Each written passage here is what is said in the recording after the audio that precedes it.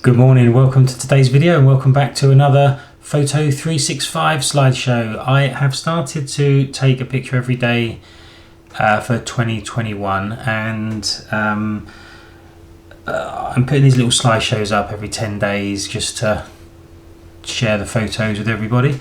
They're also over on my Instagram account if you want to see them, but it's just, I don't know, being stuck in lockdown and that, it's a good excuse to take some photos. It kind of keeps me motivated to get out there and take some shots. Try a few different things. There's a couple in this set that I'm really pleased about. I think it's day 14 and day 20, I think. So look out for those. They're my favourite of this batch of 10. There's a mixture of outdoor ones and indoor ones, setup shots and some of the forest. So my thoughts for each day again. I hope you like them.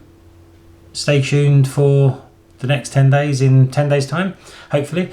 And if you like what you see, give me a thumbs up and don't forget to subscribe to the channel. And that's it. That's all you're going to see from me today. And I will leave you with my photos and see you in the next video. Take care.